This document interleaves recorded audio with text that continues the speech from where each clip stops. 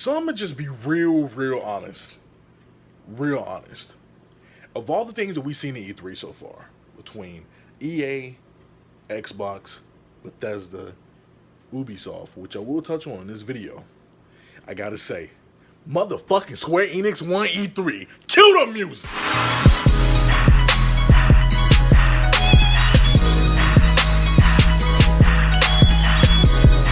DemiGod reviews here, and it's time to talk more E3. Now, I said I wasn't going to be doing any reviews of every single conference because when I did those, they didn't really get that much traction from you guys. But I'm going to talk about the ones I really want to talk about today, which is Ubisoft and Square Enix. And we're going to touch on Ubisoft real quick because they had a pretty decent showing. They showed off some games. They showed off the Watch Dogs Legion, which looks great.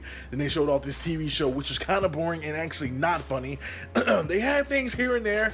And they had some stuff that really looked good. They're constantly supporting Rainbow Six. They're constantly supporting For Honor. They have a new Rainbow Six games in the works, which is Quarantine, Rainbow Six Quarantine. They're kind of doing like a Rainbow Six with zombies kind of thing, which is pretty cool. Basically just a standard Ubisoft showing games, showing off what they support, showing off what they love.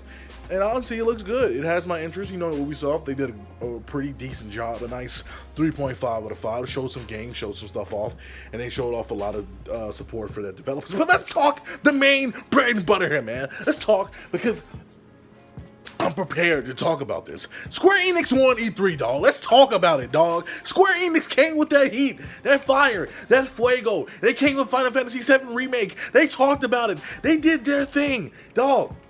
They kicked it off with showing more Final Fantasy VII, showing that battle system, showing that tactical combat, showing the best of both worlds matches between action combat and tactical play. The game looks good, and I'm not even a Final Fantasy VII fan, so that should tell you how good this game looks, man.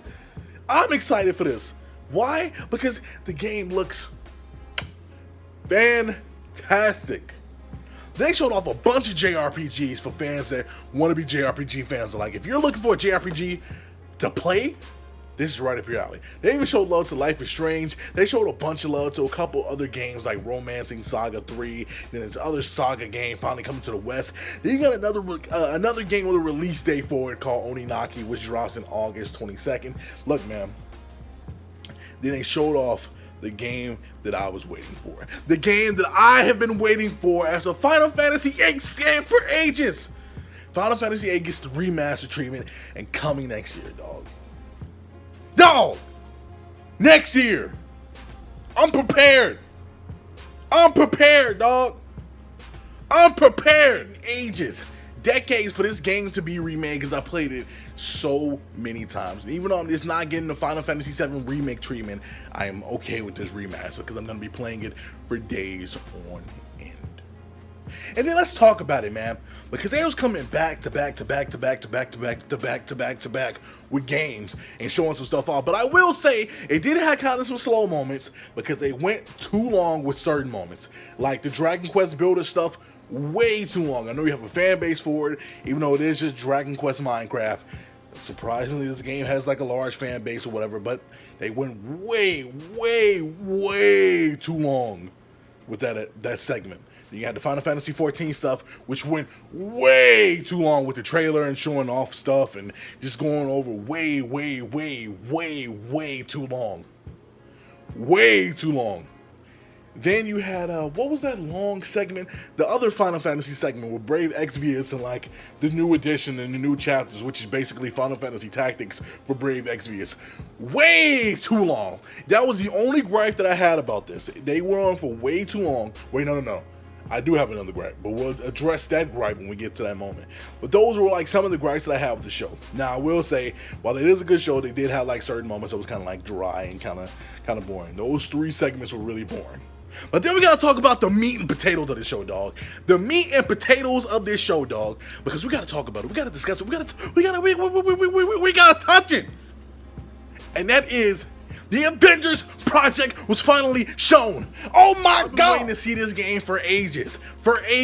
We got a trailer with Iron Man, Cap, Black Widow, Thor, and Hulk. 5 Avengers, and you got more coming. And the PlayStation has exclusive content, which I believe, is gonna be Spider-Man is gonna be exclusively playable on PlayStation 4, which I'm hoping that is the case because I'm about to be or I can't make the noise, but y'all get what I mean. The Avengers project was shown, man, and that game looks fan-fucking-tastic, dog. And they have an all-star cast, man. You have Troy Baker, Nolan North, and Laura Bailey. Dog. That game looks great, but I do have a gripe with what Crystal Dynamics pulled, and that is we barely see any gameplay for that game. I'm barely seeing any gameplay. The mild, minuscule gameplay stuff that we've seen with Hulk running around, destroying stuff, Iron Man flying around, Cap fighting for a little bit, Thor riding the lightning, everything. The little minuscule stuff was great, but we barely see any gameplay for that. But I'm still excited because I've been waiting to see something. And with Marvel Ultimate Alliance coming out, I have been itching to play that. But with the Avengers project being shown, dog, that game looks good. That game has my interest. And even though they show Hank Pym with a particle Pym cannon, I am still very much interested. Just a slightly bit disappointed that we didn't get to see any gameplay. So I'm gonna be honest, dog.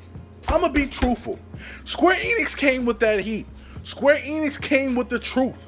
They came with the truth today. They made up for some very, very lackluster E3 presentations from EA, lackluster presentation from Xbox, even though they had like a bunch of time and some good momentum and still fumbled the bag. And if you want to see my review on that, there's a previous video where you can go check that out. So if I had to give Square Enix a score, 4.5 out of 5. Real great job. If you're a JRPG fan, you're eating. If you wait on the Avengers game, you gotta wait a little bit longer. But if you're a JRPG fan, or just an RPG fan in general, you're eating. And they do have some side stuff that was also being shown off. They had a little indie section, dog, that looked fantastic.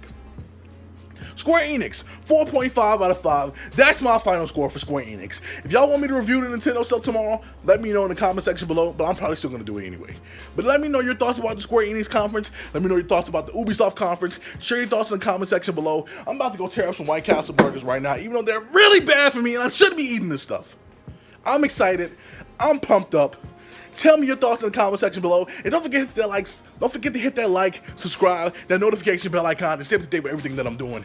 Until next time and until the next video, guys, we'll tune in, turn up, and throw down. It's looking like a GG. E3 has been lackluster until Square Enix, and I'm out.